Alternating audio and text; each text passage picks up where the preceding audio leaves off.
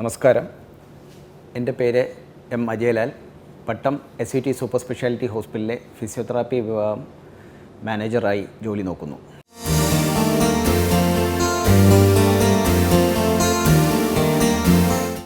ഇന്ന് ഞാൻ പറയാൻ ഉദ്ദേശിക്കുന്നത് എന്താണ് ഫിസിയോതെറാപ്പി, അതിൻ്റെ സ്കോപ്പ് ഓഫ് പ്രാക്ടീസ് എന്നുള്ളതിനെക്കുറിച്ചുള്ളൊരു ബേസിക് അവെയർനെസ്സാണ് ഞാനിന്ന് സംസാരിക്കുന്നത്. ഫിസിയോതെറാപ്പി നോക്കിക്കഴിഞ്ഞാൽ ഇന്ന് മറ്റെല്ലാ നൂതന ചികിത്സാ ശാഖയും പോലെ തന്നെ വളരെ പ്രാധാന്യമുള്ള ഒരു ചികിത്സാ ശാഖയാണ് ഫിസിയോതെറാപ്പി. ഒരു വ്യക്തിയുടെ ശൈശവം മുതൽ വാർദ്ധക്യം വരെയുള്ള മനുഷ്യായുസ്സിൻ്റെ എല്ലാ വിവിധ ഘട്ടങ്ങളിലും അദ്ദേഹത്തിനുണ്ടാകുന്ന വൈകല്യങ്ങളും മറ്റു ബുദ്ധിമുട്ടുകൾക്കും ഉള്ള ഒരു ചികിത്സാ രീതിയായി ഫിസിയോതെറാപ്പി വളർന്നു. ഇതിനകത്ത് നമ്മൾ മറ്റ് മരുന്നുകളുടെ ഒന്നും പാർശ്വഫലങ്ങളില്ലാത്ത ഒരു ചികിത്സാ രീതിയാണ് ഫിസിയോതെറാപ്പി. അപ്പോൾ ഇതിനകത്ത് വ്യായാമങ്ങൾ, പ്രത്യേകിച്ചും നൂതനമായി നമ്മൾ ഡിസൈൻ ചെയ്ത പ്രോട്ടോകോൾസ് അനുസരിച്ചിട്ടുള്ള വ്യായാമങ്ങളും ഭൗതിക സ്രോതസ്സുകളുടെയും മറ്റു നൂതന ചികിത്സാ സംവിധാനങ്ങളോടുകൂടിയ ഒരു സംയോജിപ്പിച്ച ചികിത്സയാണ് ഇതിനകത്ത് നമ്മൾ ചെയ്യുന്നത്. ഇതിൻ്റെ പ്രാക്ടീസ് സ്കോപ്സ് ഓഫ് ഫിസിയോതെറാപ്പി നോക്കിക്കഴിഞ്ഞാൽ നമുക്ക് എല്ലാ മേഖലകളിലും നേരത്തെ പറഞ്ഞ പോലെ ഒരു വ്യക്തിയുടെ ശൈശവം മുതൽ വാർദ്ധക്യം വരെയുള്ള എല്ലാ കാലഘട്ടങ്ങളിലും നമുക്ക് ഫിസിയോതെറാപ്പി അനിവാര്യമാണ്. പീഡിയാട്രിക്സ് നമ്മൾ ആദ്യം തുടങ്ങുകയാണെങ്കിൽ പീഡിയാട്രിക്സ് നോക്കിക്കഴിഞ്ഞാൽ തന്നെ അതിലും നമുക്ക് ഫിസിയോതെറാപ്പിയുടെ റോള് എന്ന് പറയുന്നത്, നമുക്കിപ്പോൾ ജന്മന വൈകല്യങ്ങളൊക്കെ ഉള്ള കുട്ടികളുണ്ട്, എന്തെങ്കിലും മറ്റ് ഡിഫോമിറ്റീസ്, കാലിന് ക്ലബ് ഫുഡ്സ് അങ്ങനെയുള്ള ഡിഫോമിറ്റീസ് ഉള്ള കുട്ടികളുണ്ട്. അപ്പോൾ ഇത്തരം കുട്ടികളുടെയൊക്കെ ചികിത്സകൾ നമുക്ക് ഫിസിയോതെറാപ്പിയിൽ അനിവാര്യമായി വരുന്ന ഒരു കാലഘട്ടമാണ്. അതോടൊപ്പം ഓരോ സ്റ്റേജിലും നമുക്ക് ഓർത്തോപീഡിക് റിഹാബിലിറ്റേഷൻ, ഇപ്പോൾ ഒരു സർജറിയോ മറ്റോ കഴിഞ്ഞ് കഴിഞ്ഞാൽ, ഓർത്തോയിൽ ഒരു സർജറി, ഇപ്പോൾ TKR അല്ലെങ്കിൽ ഒരു ഹിപ്പ് റീപ്ലേസ്മെൻറ്റ് കഴിഞ്ഞ് കഴിഞ്ഞാൽ നമുക്ക് ആ എല്ലാ പേഷ്യൻസിനും നമുക്ക് ഫിസിയോതെറാപ്പി അനിവാര്യമാണ്. അതോടൊപ്പം ഗൈനക്കോളജി, ഒരു പോസ്റ്റ്നേറ്റൽ, നമുക്ക് പ്രീനേറ്റലും പോസ്റ്റ്നേറ്റൽ കെയറും, നമുക്കൊരു ഡെലിവറിക്ക് മുമ്പ് നമുക്ക് ഒരു സിസേറിയൻ അവോയ്ഡ് ചെയ്യുന്നതിന് വേണ്ടിയിട്ട് നമുക്ക് എക്സസൈസസ് കൊടുത്തുകൊണ്ട് ഉള്ള ചികിത്സകൾ, ഇതിനകത്ത് വ്യായാമങ്ങൾ ആരംഭിക്കാം. ഇത് നമ്മൾ കഴിഞ്ഞ് കഴിഞ്ഞാൽ ഒരു ഡെലിവറി നോർമലാണെങ്കിലും സിസേറിയൻ ആണെങ്കിലും നമുക്കത് കഴിഞ്ഞ് കഴിഞ്ഞാൽ നമുക്ക് കുറേ കോംപ്ലിക്കേഷൻസ് ഉണ്ടാകാറുണ്ട്. നമുക്ക് വയറിൻ്റെ മസിൽസൊക്കെ നമുക്ക് കുറച്ച് ഒരു തൂങ്ങുന്ന ഒരു സ്റ്റേജിലേക്ക് പോകാറുണ്ട്. അപ്പോൾ അത്തരം ആ പ്രവണതകളൊക്കെ ഒഴിവാക്കാൻ വേണ്ടിയിട്ട് നമുക്ക് അതിനുള്ള വ്യായാമങ്ങളാണ് നമുക്ക് ഗൈനക്കോളജിക്കകത്ത് വരുന്നത്.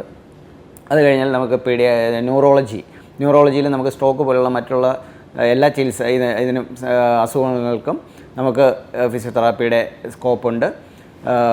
അത് കഴിഞ്ഞാൽ നമുക്ക് ജീറിയാട്രിക്സ്, ഏറ്റവും നേരത്തെ പറഞ്ഞ പോലെ ജെറിയാട്രിക്ക്. അപ്പോൾ അതിനകത്ത് നമ്മൾ ചെയ്യുന്നത്, വാർദ്ധക്യം വന്ന ഒരു വ്യക്തിയെ സംബന്ധിച്ചിടത്തോളം അദ്ദേഹത്തിൻ്റെ മസിലുകൾക്കും മറ്റും ഉണ്ടാകുന്ന ബലക്കുറവ് അങ്ങനെയുള്ള കാര്യങ്ങൾക്ക് അവർക്ക് വേണ്ട ഒരു ഫിസിയോതെറാപ്പിയാണ് നമുക്ക് ജെറിയാട്രിക്സിനകത്ത് നമുക്ക് ചെയ്തു കൊടുക്കാൻ കഴിയുന്നത്.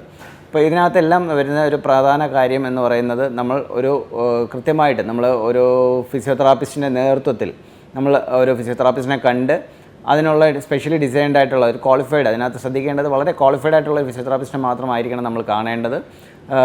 നമുക്ക് ബേസിക് ക്വാളിഫിക്കേഷൻ ഇല്ലാത്തവരും ഫിസിയോതെറാപ്പിസ്റ്റ് എന്ന് പറഞ്ഞ് പ്രാക്ടീസ് ചെയ്യുന്ന കാലഘട്ടമാണ്. അപ്പോൾ അത്തരം തെറ്റിദ്ധാരണകൾ ഉള്ളൊരു സ്ഥലത്ത് നമ്മൾ അതിനെ ചൂസ് ചെയ്യുമ്പോൾ നമ്മൾ വളരെ കെയർഫുള്ളായിരിക്കണം. അതോടൊപ്പം തന്നെ ഇതിനകത്ത് വളരെ ശ്രദ്ധിക്കേണ്ടത്, നമ്മളിപ്പോൾ യൂട്യൂബ് മറ്റും നോക്കിയിട്ട് നമ്മളിപ്പോൾ അസുഖങ്ങൾക്ക് ട്രീറ്റ്മെൻറ്റ് എടുക്കാറുണ്ട്. അപ്പോൾ ആ ഒരു കാലഘട്ടത്തിൽ നമ്മൾ ഇപ്പോൾ അങ്ങനെ ഒരു പ്രവണത ഉള്ളൊരു കാലഘട്ടമാണ്. അപ്പോൾ അതിനകത്ത് നമ്മൾ ശ്രദ്ധിക്കേണ്ടത്, യൂട്യൂബിൽ എല്ലാ എക്സസൈസും നമുക്ക് എല്ലാ രോഗികൾക്കും, ഇപ്പോൾ ഒരു നടുവേദന നമ്മൾ ഉദാഹരണം നോക്കിക്കഴിഞ്ഞാൽ, നടുവേദനയ്ക്ക് ഇപ്പോൾ അതിൽ കൊടുത്തിരിക്കുന്ന എല്ലാ എക്സസൈസുകളും നമുക്ക് ഒരു വ്യക്തിയെ സംബന്ധിച്ച് ചെയ്യാൻ കഴിയില്ല, ആ രോഗിക്ക് ചെയ്യാൻ പറ്റുന്നതായിരിക്കില്ല. പക്ഷെ നമ്മൾ അതിനകത്ത് കൊടുത്തിരിക്കുന്ന, അവർ യൂട്യൂബിൽ കാണിച്ചിരിക്കുന്ന ആ എക്സസൈസ് മൊത്തം എടുത്ത് ചെയ്ത് കഴിഞ്ഞാൽ നമുക്ക് നടുവേദന ചെയ്യുന്ന എക്സസൈസ് ചെയ്ത് ഗുണത്തേക്കാൾ ഏറെ ദോഷമാണ് കണ്ടുവരാറുള്ളത്. അപ്പോൾ അതിന് ഒരിക്കലും മുതിരാതെ ഒരു ഫിസിയോതെറാപ്പിസ്റ്റിനെ, ക്വാളിഫൈഡ് ആയിട്ടുള്ള ഒരു ഫിസിയോതെറാപ്പിസ്റ്റിനെ കണ്ട് നമ്മൾ ഫിസിയോതെറാപ്പി എടുക്കേണ്ടതുണ്ട്. അത് അവരുടെ ആ ഒരു ഡയഗ്നോസിങ്ങും പ്രോപ്പർ ഒരു ഫിസിയോതെറാപ്പി മേഖലയിലുള്ള അവരുടെ നൈപുണ്യം ഉപയോഗിച്ചുകൊണ്ടുള്ള ഒരു സംയോജിപ്പിച്ച ചികിത്സാ രീതി അവലംബിക്കുകയാണെങ്കിൽ നമുക്ക് വളരെ പെട്ടെന്ന് നമുക്ക് ഒരു അസുഖത്തിനുള്ള ഒരു ക്യൂർ നമുക്ക് കണ്ടെത്താൻ കഴിയുന്നതാണ്. ഫിസിയോതെറാപ്പിയെക്കുറിച്ച് പറയുകയാണെങ്കിൽ ഒരു 4.5 വർഷത്തെ കോഴ്സാണ് ഫിസിയോതെറാപ്പിക്കകത്ത് വരുന്നത്.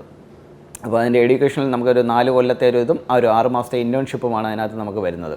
അപ്പോൾ അതാണ് ഒരു ബേസിക് ക്വാളിഫിക്കേഷൻ BPT എന്ന് പറയുന്നത്. പിന്നെ നമുക്ക് സ്പെഷ്യലൈസേഷൻ നേരത്തെ പറഞ്ഞ പോലെ പീഡിയാട്രിക്സ്, ഓർത്തോ, ന്യൂറോ അങ്ങനെയുള്ള സ്പെഷ്യലൈസേഷനിലേക്ക് നമുക്ക് ഒരു 2 കൊല്ലത്തെ കോഴ്സാണ് MBT, മാസ്റ്റേഴ്സ് ഇൻ ഫിസിയോതെറാപ്പി എന്ന് പറഞ്ഞു വരുന്നത്. അത് കഴിഞ്ഞാൽ PhD നമുക്ക് വരുന്നുണ്ട്. അതും നമുക്ക് പോസ്റ്റ് ഗ്രാജുവേറ്റ് ചെയ്യാവുന്നതാണ് PhD. അപ്പോൾ ഡോക്ടറേറ്റ് എടുക്കുന്നതിന് വേണ്ടിയിട്ട് നമുക്ക് അതിന് സ്പെഷ്യലൈസേഷൻ ഉണ്ട്. അപ്പോൾ ഇത്തരം കാര്യങ്ങളാണ് നമുക്ക് ഫിസിയോതെറാപ്പിക്കകത്ത് വരുന്നത്. അപ്പോൾ വളരെ ശ്രദ്ധയോടുകൂടി നമ്മൾ തിരഞ്ഞെടുക്കുന്ന നമ്മൾ ശരിയായ മാർഗ്ഗമാണെന്നുള്ളത് നോക്കിക്കൊണ്ട് മരുന്നുകളുടെ പാർശ്വഫലമില്ലാത്ത ഒരു ചികിത്സ നമുക്ക് തിരഞ്ഞെടുക്കാൻ കഴിയും. നന്ദി, നമസ്കാരം.